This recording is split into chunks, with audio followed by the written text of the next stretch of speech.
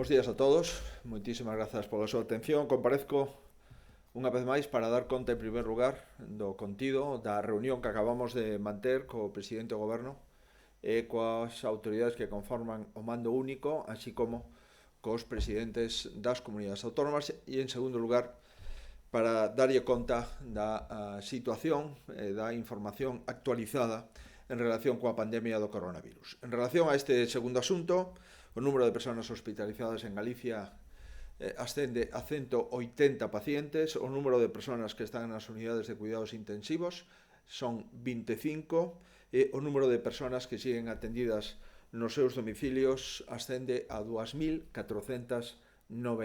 persoas. Lamentablemente, o número de falecidos ascende a 592, un falecido máis que fai 24 horas. Seguimos, por tanto, deseando reparo ás familias falecidas dende o punto de vista da solidaridade e do dor compartido que ten toda a sociedade galega.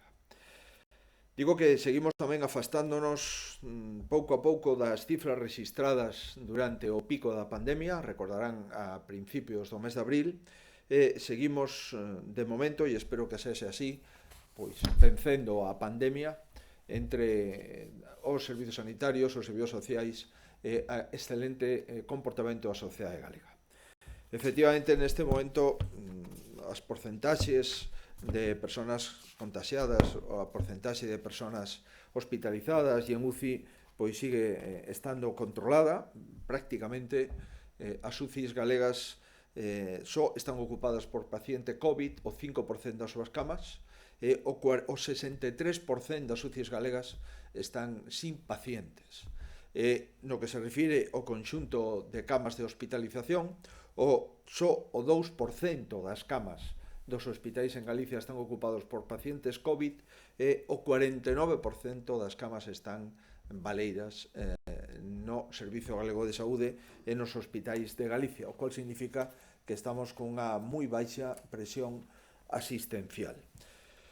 No que se refire ás probas diagnósticas realizadas ata o día de hoxe, ascenden a 190.716 probas diagnósticas, donde a maioría son probas PCR, con 114.000, máis test de anticorpos totais, unos 50.000, e test de anticorpos de doble banda, algo máis de 27.000, feitos xa a un total, como digo, de máis de 190.000 galegos.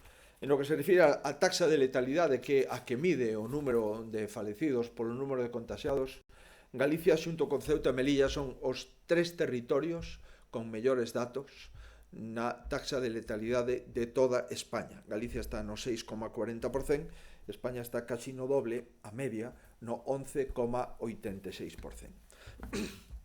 Por tanto, seguimos impulsando todas os indicadores hacia lugares máis tranquilos, hacia lugares máis controlados.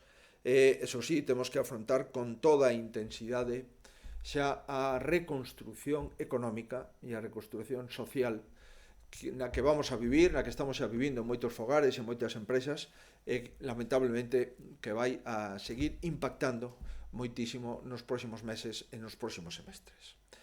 Como saben, mañá mesmo o 51% dos españois e o 100% dos galegos pasamos a outra fase, ao que o goberno o mando único chama fase 1, no senso de que podemos facer máis cousas con menos limitacións e con máis posibilidades tanto na vida familiar, na vida social e na vida laboral. O 100% dos lugares de Galicia, das parroquias, dos concellos, das provincias e do todo o territorio da comunidade autónoma está dentro dese 51% de españois que temos unhos servizos sanitarios e unha situación da pandemia o suficientemente sólida e a suficientemente controlada para empezar xa a poder ir disfrutando de máis liberdades e de máis mobilidade. É un paso que nos permite avanzar, polo tanto, hacia a reapertura, tanto familiar, social e económica, e un paso que relaxa certas restriccións e que nos vai acercando o que facíamos antes de aquel 15 de marzo, no caso de Galicia, antes daquel 13 de marzo, cando a Xunta de Galicia decidiu activar a emerxencia sanitaria 13 de marzo, 15 de marzo, cando o goberno decide activar o estado de alarma. Ao mesmo tempo, este é un paso, o decimos dende o principio, que hai que extremar a cautela e a prudencia. O tránsito de Galicia a fase 1 é un paso adiante, pero en ningún caso pode ser un paso atrás. Por lo tanto, a palabra prudencia é a palabra que vai a estar máis definida e eu espero que máis interiorizada nos próximos 15 días. Temos que pedirlle a todos os galegos a máxima prevención para que podamos seguir avanzando e non retrocedendo. E o debemos, en primer lugar, ás 592 personas que nos deixaron para sempre, os 592 falecidos, as súas familias. E o debemos tamén a todo o personal sanitario e todo o personal social que traballaron nos ámbitos de atención primaria e atención especializada nas residencias da terceira idade e nos centros de discapacidade. E o debemos aos transportistas, a xente do mar, e o debemos aos supermercados, as fruterías, as carnicerías, as farmacias, as xestorías, a todos aqueles que estuveron traballando para que a maioría dos galegos poderan permanecer nas súas casas sin faltarlle os servicios básicos e tamén as comunicacións e a enerxía. E o debemos, en definitiva, e non lo debemos a todos, porque todos fixemos un enorme esforzo, sería unha mágoa que como consecuencia de comportamentos imprudentes volvéramos hacia atrás e que dentro de 15 días esteamos peor do que vamos a estar a partir do lunes que inauguramos unha fase de maior mobilidade. Por tanto, quero agradecer de unha forma sentida todo o que estuveron facendo vostedes para que Galicia, sin ningún concello, dado que todos os concellos pasasen a fase 1, sin ningún concello fora unha excepción. Eso non é fácil, insisto, temos unha enorme dispersión de poboación e, sin embargo, os 313 concellos de todas as provincias estamos na mellor situación no conxunto do país, no conxunto de España.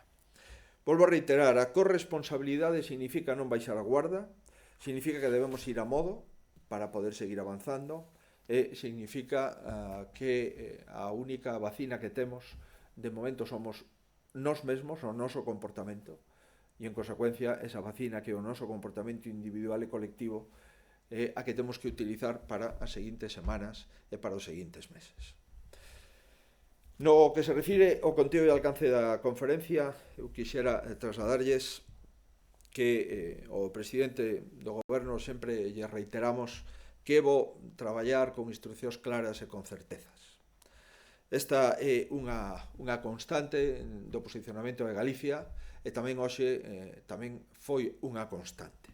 Canto menos improvisación e canto máis unidade de acción, mellor poderemos avanzar todos xuntos no horizonte que perseguimos. Os cidadáns necesitan certezas de que teñen que facer en cada unha das fases, necesitan certezas e concreción na descripción das conductas permitidas, necesitan certezas tamén en saber cando a súa comunidade autónoma pode entrar en fases sucesivas.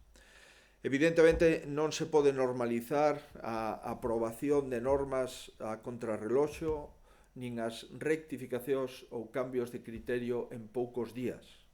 Non se pode consentir que se utilice de forma frívola o Boletín Oficial do Estado, que publica ás veces durante unha tarde para que sexa efectivo as horas seguintes cantidade de normas que é moi difícil xa implementar, incluso é difícil poder asimilalas e poder concretalas e interpretalas de forma sinxela. Non se pode, pois, normalizar esta forma de actuación, así o plantexei o presidente, e eso non xera confianza. Para xerar confianza é necesario coñecer con anticipación que sectores e que normas ten que cumprir cada sector, no caso de que a comunidade autónoma onde está traballando ese sector vaya pasando de fase en fase. E para as comunidades autónomas é imprescindible saber que temos que cumplir para pasar a fase 2, que pasaremos, ou polo menos vamos a intentalo, dentro de 15 días. Doxe nunha semana se celebrará a segunda conferencia, outra conferencia máis, que será a 10ª. Doxe nunha semana xa tiñamos que que ver se cumplíamos ou non cumplíamos os criterios de desescalada para pasar á segunda fase, e o lóxico sería, así o plantexei o presidente do Goberno Central, pois que xa, desde o punto de vista sanitario, coñecéramos que é o que se nos vai exixir dentro de 15 días para avanzar na fase segunda. Por iso, entendo que a certeza sigue sendo fundamental. Tampouco, evidentemente, xera confianza cando unha norma se publica no BOE, pois que xurdan dúbidas sobre a súa interpretación. No, é moi difícil reactivar a economía, as familias, o ámbito social, o ámbito colectivo, si as normas as coñecemos no último instante e cando se publican xeran moitas dúbidas que non podemos resolver e a pesares diso xa estamos nunha fase distinta á fase na que estábamos antes de dictar esa orde e que se publique no Boletín Oficial do Estado. Por tanto, insisto, temos que ir abandonando as incertezas. Levamos xa 8 semanas nesta situación, así como aos principios era certamente razonable, dado que estábamos en situacións de propia incertidume, agora xa temos que ir despexando a incertidume e ir iniciándonos nun contexto de maior certeza e de maior solvencia para que se nos trate a todos como adultos e para que tamén a nación española teña unha recuperación da súa credibilidade no conxunto internacional. Por conseguinte, as comunidades debemos de estar informadas en que consiste a fase 2 para poder, desde o punto de vista sanitario, prepararnos e entrar na fase 2.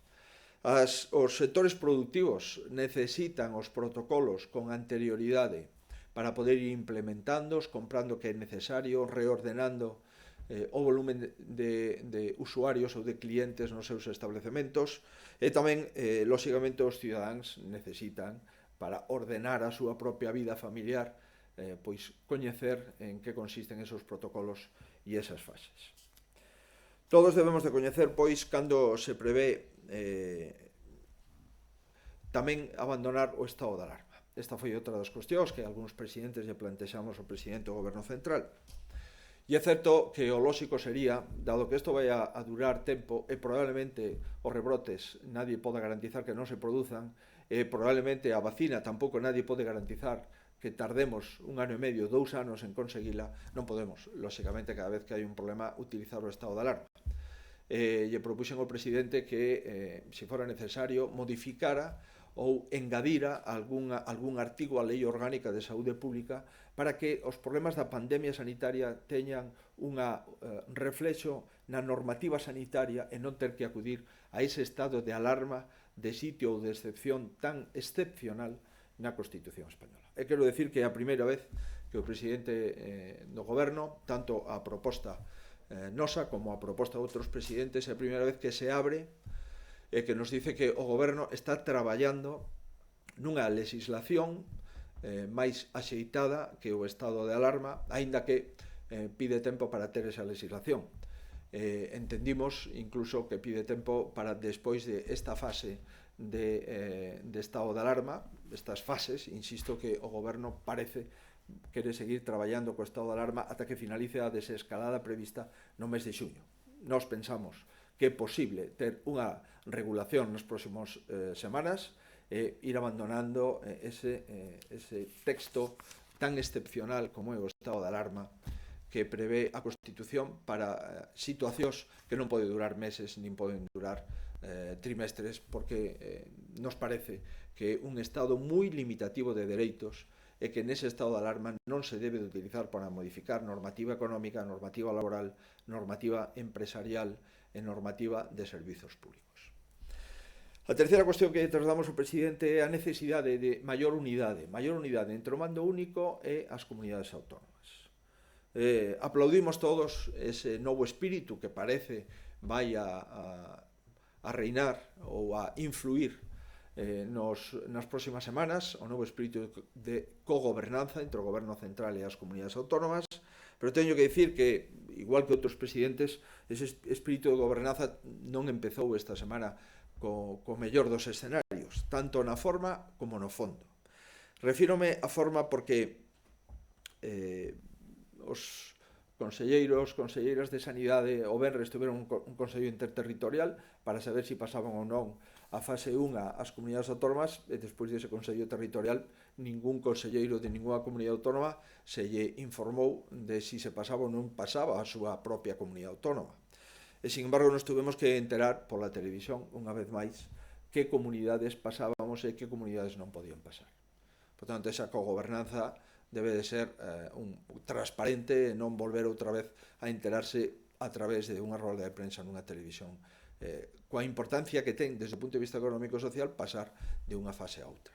E digo que tampouco a gobernanza esta última semana foi o mellor no ámbito non só da forma, senón do fondo, porque o goberno pois mantivo o criterio provincial en algúns casos e o criterio de área de saúde en outros casos, o cual pensamos que non ten moito sentido. Para algunhas comunidades autónomas que non cumplían todos os criterios, se lle deixou abrir municipios ou comarcas, é dicir, zonas básicas de saúde ou distritos ou áreas sanitarias, e, sin embargo, para outros que sí cumplíamos, pois non se nos deixou abrir todo o territorio que está na mesma situación epidemiolóxica, todas as provincias galegas, e se nos impide a comunicación entre cidades, o cual non compartimos. E non compartimos, insisto, porque o propio goberno utiliza as áreas e as zonas básicas de saúde para algunhas comunidades autónomas e utiliza as provincias desde o punto de vista sanitario para outras comunidades autónomas. Por conseguinte, espero de xeixo que esa correspondencia sexa recíproca, unitaria para as próximas semanas. Hai exemplos de que se pode facer e de que Galicia recoñece que ás veces é bo rectificar. Esta semana se rectificou sobre a posibilidade de reabrir os mercados ao aire libre, que vivemos pedindo desde fai tempo. Esta semana o Goberno Central rectificou sobre a posibilidade de que 1.100.000 galegos que vive en lugares ou en parroquias de menos de 5.000 habitantes, aínda que o seu concello o sobrepase, pois que esos lugares singulares e esas parroquias podan sair á calle sin franxas horarias. Foi unha rectificación que nos valoramos positivamente. Eu espero que podamos volver a rectificar en aqueles asuntos en que teñamos a razón, pero non é unha razón partidista ou territorial, é unha razón que busca os cidadáns como a forma de facilitar a súa vida laboral e social. En primeiro lugar, en relación coas propostas que eu trasladei para que sexan valoradas polo Goberno, me gustaría para que fosen rectificadas, se refire aos temas de comercio, os temas de pesca fluvial e de caza, como mínimo a batida de jabalíes, tamén os temas dos pasos fronteirizos con Portugal e tamén a reapertura dos centros de día das residencias de maiores e de centros de discapacidade. O pequeno comercio ten, sin dúbidas, insisto, como dar cumprimento ás obrigas que onte aparecían no Boletín Oficial do Estado. Refírome ás obrigas de establecer sistemas que permitan o reconto e o control de aforo. Non se pode improvisar unha medida dun sábado para un luns en todo o pequeno comercio galego. Tamén existen dúbidas, e así o plantexei o presidente, entre as distintas capacidades para activar as rebaixas. Desde o punto de vista de comercio presencial en tenda física, parece que a rebaixa non se pode todavía autorizar, e, sin embargo, si se pode a través da web. Bueno, non ten sentido que algunhas tiendas podan facer rebaixas se teñen web, se non, non. Non ten sentido porque o tema das rebaixas, na nosa opinión, é unha competencia autonómica, non é unha competencia estatal. Igualmente, pensamos que se debe de permitir abrir os establecementos que teñen unha superficie maior de 400 metros.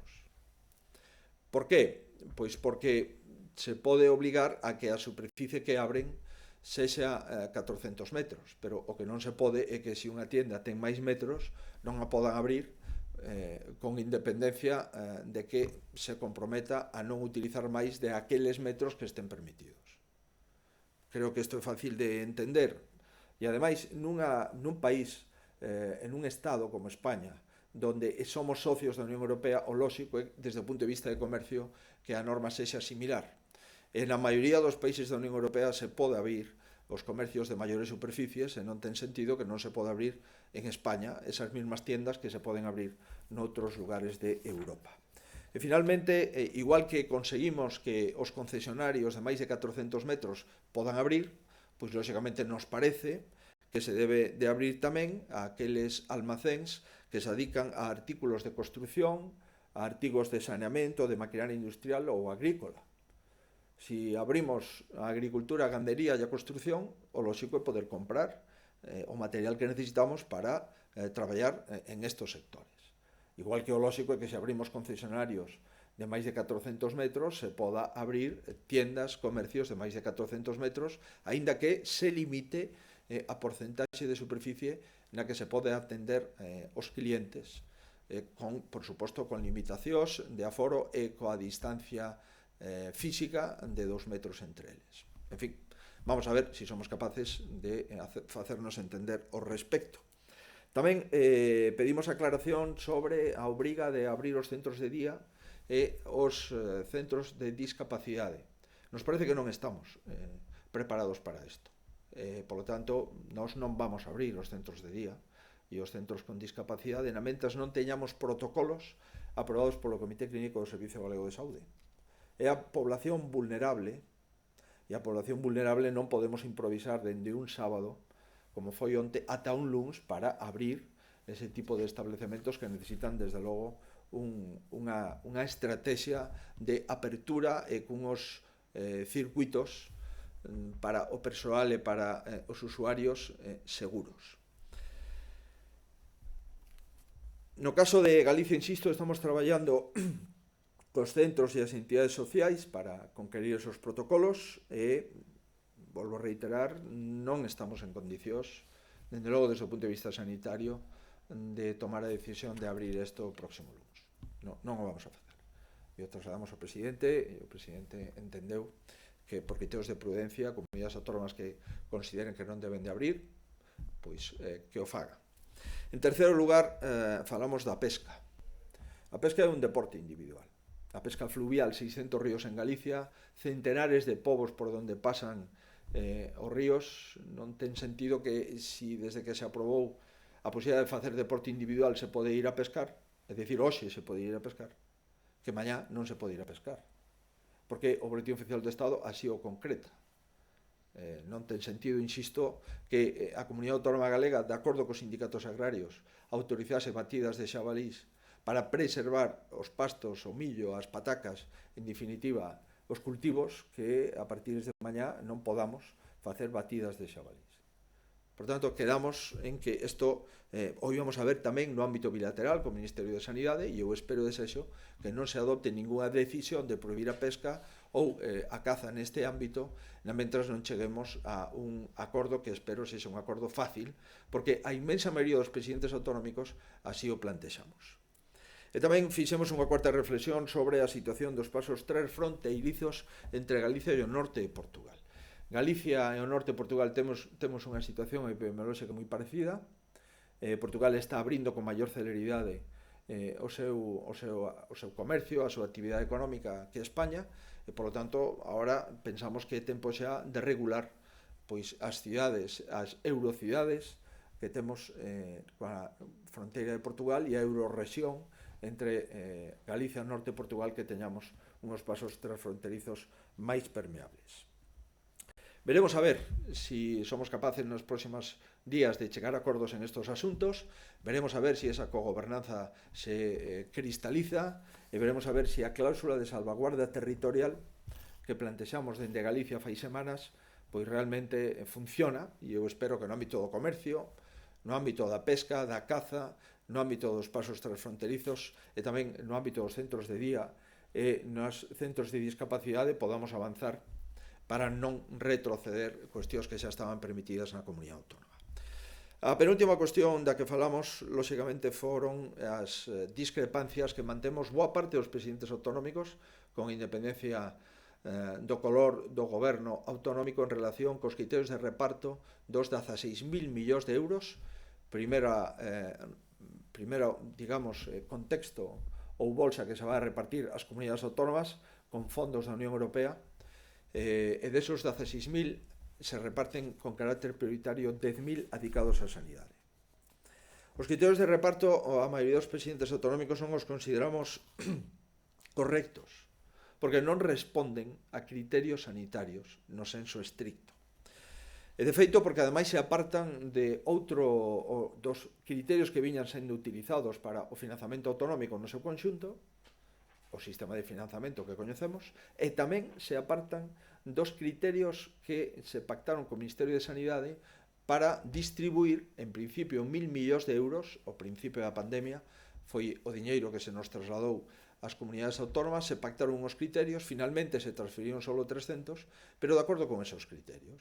Pois ben, agora, os últimos criterios do Ministerio de Facenda son distintos os criterios de financiamento autonómico e distintos os criterios do propio goberno que estableceu o Ministerio de Sanidade.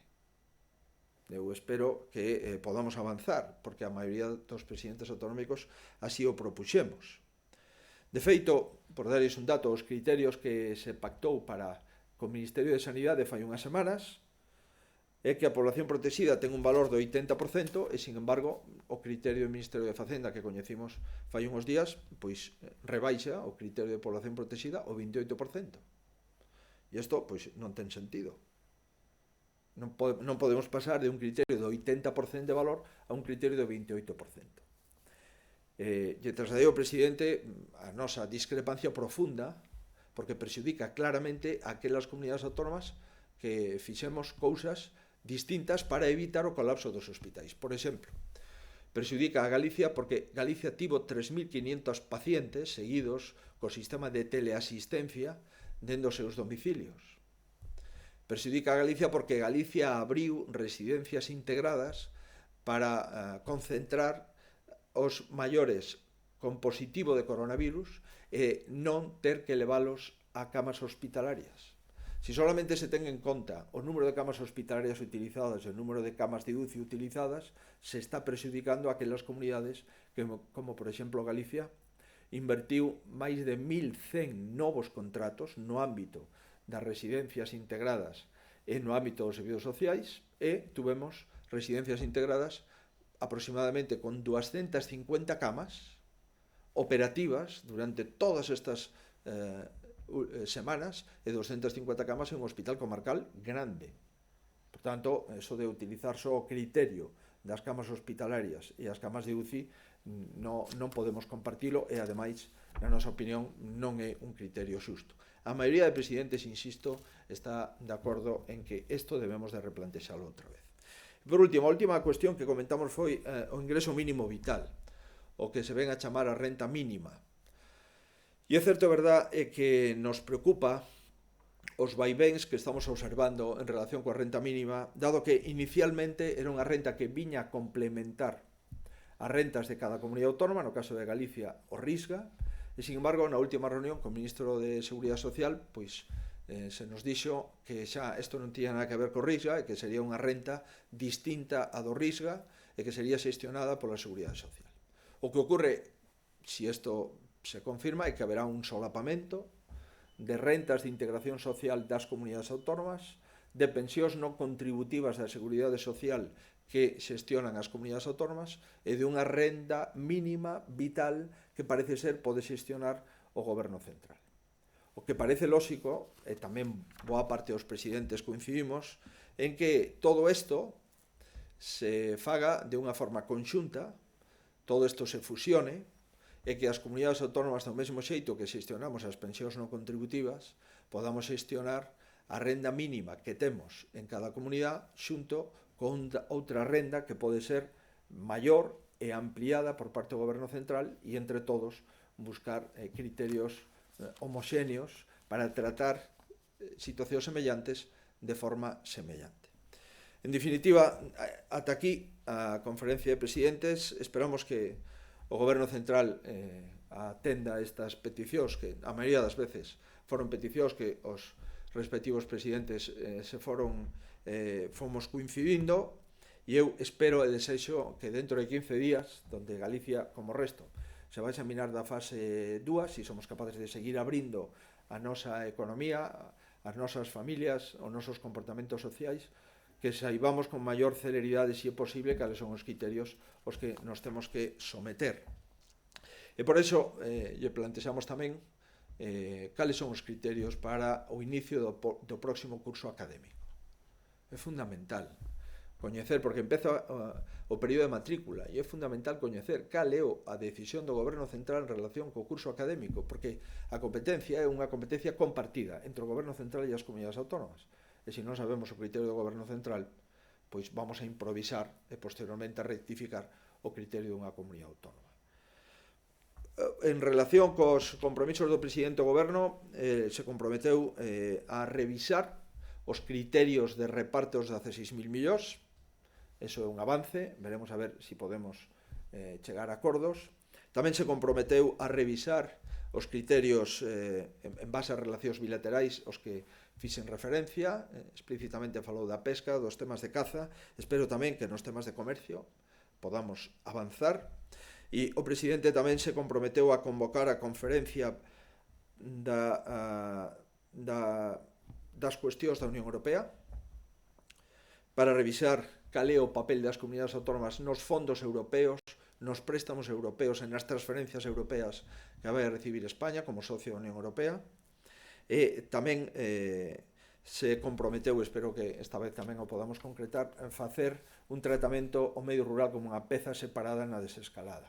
É unha cuestión que vimos pedindo en Galicia dende fai semanas, e o presidente no último repaso que deu na súa intervención de peche comprometeu todo este tipo de cuestións. Vamos a, insisto, seguir traballando. Creo que a política dos feitos consumados nos dimos conta de que non era axeitada. Si cogobernamos, si nos unimos na cogobernanza, iremos máis rápido, iremos máis tranquilos, todos estaremos moito máis coordinados, e ese creo que é o criterio axeitado. De momento empezamos xa a falar de cogobernanza, ese é un paso. E eu espero que despois de falar concretemos esa cogobernanza nun reparto equilibrado dos 16.000 millóns de euros, o primeiro fondo que se transfire ás comunidades autónomas, e tamén nas relacións bilaterais no que se refire aos criterios de apertura de comercios, de tiendas, os criterios de rebaixa, os criterios de establecementos de máis de 400 metros, que non se lles pode discriminar polo feito de que teñan unha superficie superior a esos 400, senón que ten que ter un tratamento similar.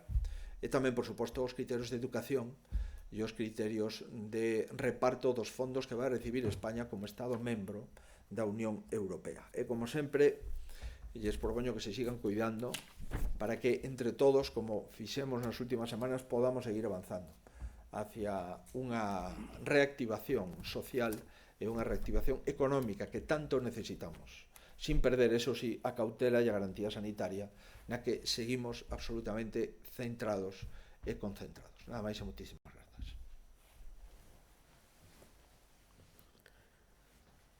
Boas tardes. La Voz de Galicia pregunta se insistiu na posibilidade de que se poida desplazar a xente por toda Galicia e se preguntou por que no País Vasco si se pode viaxar entre provincias e en Galicia non. Efectivamente, plantexei que non compartíamos ese criterio. O criterio de zonas básicas de saúde e de áreas sanitarias se utilizou en Cataluña, en Valencia, en Castela e León. Estamos a favor de que se hubiera utilizado. E sorprendentemente non se utilizou en Galicia. Por lo tanto, hai unha asimetría, na nosa opinión, imposible de justificar. Nós seguimos pensando que os países da Unión Europea que teñan situacións epidemiolóxicas similares, o lóxico é que a medio plazo se abran as fronteiras entre esos países. E máis, se queremos recuperar o turismo en España, o lóxico é que as rexións da Unión Europea en situacións epidemiolóxicas similares poidan viaxar e conectarse entre sí. Canto máis que unha comunidade autónoma como Galicia, que ten unha situación epidemiolóxica igual en todas as provincias, podamos acudir dende Ferrol a Pontevedra, ou dende Vigo a Santiago, ou dende a Coruña a Lugo. Non ten ningún sentido. Hai desplazamentos superiores nunha provincia para pasar de un pobo a outro pobo de distancia que hai entre cidades galegas. Por conseguinte, insisto, claro, o plantexamos claramente. Como se sabe, o Boletín Oficial do Estado xa está publicado, vamos a ver se nas próximas semanas isto se acepta. Tamén nos sorprendeu que no caso de Euskadi, o que felicitamos, se poda ter movimentos nos municipios limítrofes entre as provincias vascas e, sin embargo, en Galicia, que afecta ao 10% da población, digo municipios conlindantes entre provincias, isto non se deixará facer. Tamén é certo, e hai que dicilo, que polo que sei a mobilidade no País Vasco solamente se pode facer entre municipios, non entre territorios provinciais no seu conxunto, pola propia situación. Quero recordar que é así. En todo caso, a cousa está presentada, o razonamento está feito e veremos si non temos que esperar 15 días e dentro dunha semana podemos avanzar nese sentido. De poder, digo, de ter mobilidade en toda a comunidade autónoma. Justo sobre esa cuestión, a Radio Televisión de Galicia preguntaba se o presidente do goberno lle descartou permitir o tráfico entre provincias e aumentar os pasos con Portugal antes do seguinte cambio de fase. E por outra banda, tamén en relación co publicado no BOE, capacitando a vostede para convocar eleccións, pregunta se interpreta que esa potestade para fixar a data inclúe tamén as plenas competencias da Xunta na regulación dos medios materiais humanos do proceso e nas condicións e do aforo dos mítines en caso de que os houbese. Sobre os temas de Portugal e os temas de comercio non tiven resposta. Así como tiven resposta no tema da pesca, no tema da caza, tamén nos temas de educación, nos temas do rural, aí a verdade é que non obtiven resposta, como tampouco obtiven resposta no ámbito das provincias e a mobilidade no conxunto de Galicia. Vamos a ver, en todo caso, a maioría das cuestións que se plantexan pois non teñen resposta de forma inmediata, pero agora que se abre un principio de gobernanza que está inspirado claramente o último decreto de estado de alarma, que muda sobre decretos anteriores en relación a este asunto, veremos a ver, como dixen antes, se a gobernanza non solamente é un principio teórico, senón que é unha forma de seguir traballando no futuro. E en relación co período electoral, o que queda claro despois de haber publicado o decreto de estado de alarma convalidado polo Congreso dos Deputados, queda claro que todos os parlamentos autonómicos e, en consecuencia, os presidentes autonómicos podemos manter a nosa competencia de convocatoria electoral e, ademais, se engade nun parágrafo que o Goberno central se obliga a facilitar todas aquelas cuestións que afecten á empresa estatal Correos, así como a todos os fedatarios públicos para delegar o voto en aquelas persoas que non podan, por cuestións de mobilidade, poder acudir ao colexio electoral. É certo que en relación co número de persoas que poden acudir a eventos, que en este caso serían mítines, están regulados nun acordo do Consello de Ministros non publicado no Boletín Oficial do Estado. Por tanto, é un acordo do Consello de Ministros, entendo eu, suxeito a modificacións, e veremos, no caso de que fose necesario, se ese acordo se pode ir variando en función da situación sanitaria de cada provincia, no senso de comunidades autónomas uniprovinciales ou no ámbito territorial, no caso de comunidades autónomas pluriprovinciales, que é o caso de Galicia. Alerta Digital quiere saber si ha hablado usted con Gonzalo Caballero acerca del criterio de reparto de los 16.000 millones a las comunidades autónomas y de cómo afecta a Galicia, o si lo ve más preocupado por el inicio de la campaña electoral. Tiven comparecencia no Parlamento este mércores, quero recordar, ou xoves, non creo que foi o xoves. Falei que nós estábamos en desacordo con ese fondo, non tiven resposta por parte dos grupos da Cámara. En todo caso, agora pasamos a dúas fases. Este fondo se vai a aprobar por Real Decreto Lei e vai a ser consensuado, ou polo menos eso dixo o presidente, cos grupos parlamentarios no Congreso. Pero previamente volveremos a ter unha xuntanza os responsables das consellerías de Facenda coa ministra de Facenda antes de aprobarse ese Real Decreto Lei. Vamos a ver, por lo tanto, si podemos aproximar criterios. Hai presidentes socialistas que amosaron a súa discrepancia en relación cos criterios de reparto. Quero recordar o presidente de Extremadura, o presidente de Aragón, foron moi explícitos. Quero recordar tamén o presidente do Principado de Asturias, tamén o presidente de Cantabria foi moi explícito en relación a este asunto, e tamén, por suposto, outros presidentes, como o presidente de Andalucía, o presidente de Murcia, entendín tamén o presidente de Valencia. En fin, eu creo que a maioría dos presidentes, dende logo, non podemos compartir esos criterios. Por qué? Pois porque non valoran e non se mide de forma axeitada o gasto sanitario realmente producido polo COVID-19 e porque ademais non se discrimina entre as comunidades que tiñamos unhos recursos hospitalarios e de atención primaria mellor dimensionados que outras comunidades que tiñan unhos recursos sanitarios peor dimensionados. É dicir, as comunidades que máis invertimos en sanidade nos últimos anos non podemos vernos prexudicadas por estos criterios que só miden o colapso en UCIs e o colapso hospitalario. ABC refírese a que na reunión co Ministerio para decidir que lugares pasaban a fase 1 houbo tensións entre goberno e comunidades. Quer saber se houve algunha dúbida ou reticencia por parte do Ministerio a que pasase algunha provincia ou área sanitaria galega e, por outra parte, pregunta cando estarán listos para comezar a traballar os rastreadores para localizar os contactos das persoas que son sospeitosas de ter coronavirus. Nós tuvemos algunha discrepancia, digamos que cordial pero profunda, no senso da mobilidade territorial ou provincial. Eso sí que o tivemos ata o último instante. Nos seguimos pensando que non ten ningún sentido que un señor de Santiago non poda acudir a Pontevedra, a 60 km, e, sin embargo, un señor de Santiago poda acudir a Ortigueira, teña que recorrer bastante máis kilómetros e pasar por bastantes máis povos dos que se pasa para chegar a Pontevedra, por poñer un exemplo. E, por lo tanto, eso non o compartimos.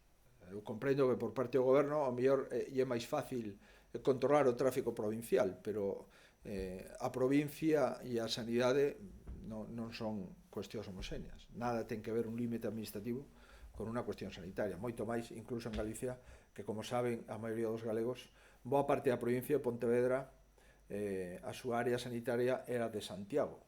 Por tanto, un señor de Lalín, un señor de Silleda, un señor de Dozón, un señor de Rodeiro, non lle podemos decir que non pode vir ao seu hospital en Santiago porque traspasa o límite da provincia e que deben de acudir a un hospital máis lonxano como é o Hospital de Montecelo ou o Hospital Público Álvaro Cunqueiro. Eso non ten sentido, por tanto, plantexamos eso claramente e foi, digamos, que a discrepancia máis profunda que tivemos co Ministerio de Facenda.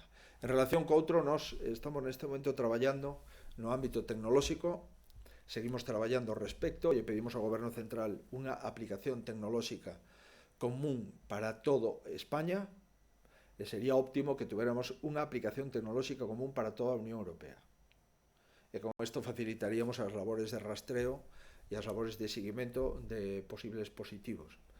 Esperemos que esta semana que volva a haber outra reunión entre os responsables de tecnoloxía do Goberno Central e das comunidades autónomas podamos ter algunha luz. De momento, insisto, aínda non temos nada que contar porque non hai nada preciso acordado. 4 Televisión, con cautelas e a la espera del criterio estatal, pregunta si considera que Galicia está preparada para pasar a fase 2 y, por otra parte, quiere saber cuándo conoceremos cómo funciona el nuevo sistema de procesamiento agrupado de muestras PCR. Vamos a ver, nosotros por eso hoy he pedido, aunque puede parecer una anticipación innecesaria, he pedido que se nos diga cuáles son los criterios que vamos a manejar, que va a manejar el Ministerio para pasar a fase 2. ¿Por qué? Pues porque es muy importante que desde el primer momento de la fase 1 tengamos algún criterio, aproximado al menos, o con horquillas, para saber exactamente qué requisitos se le va a exigir a una comunidad autónoma para pasar a la fase 2. Vuelvo a reiterar, no es un tema menor, es que es un tema de un enorme impacto económico y social. Y no podemos improvisar esas decisiones a unas horas antes de que el gobierno dé a conocer su decisión final.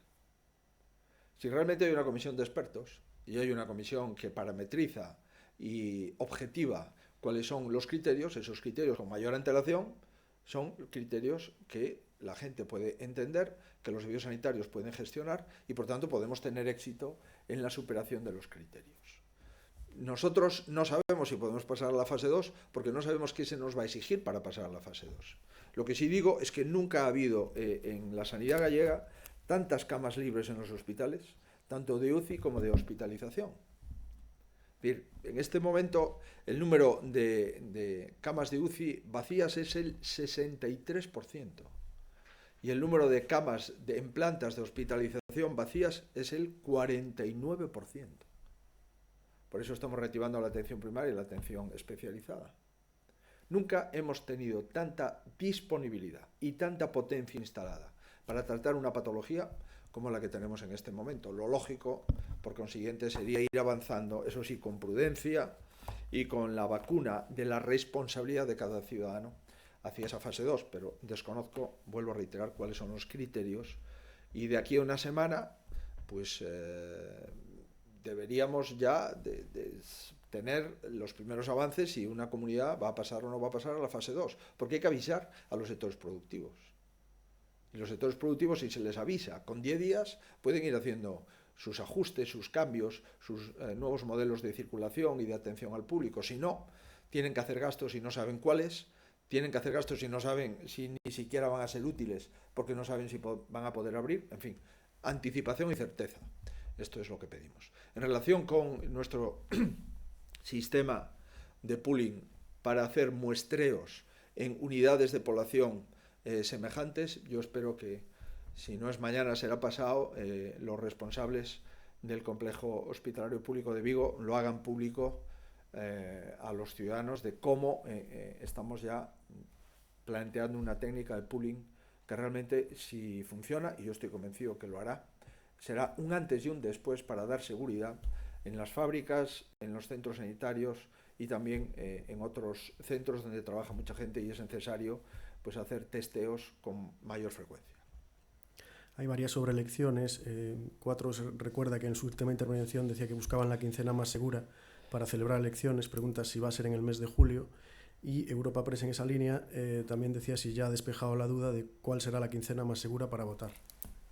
Pues vayamos teniendo datos sobre el estudio epidemiológico.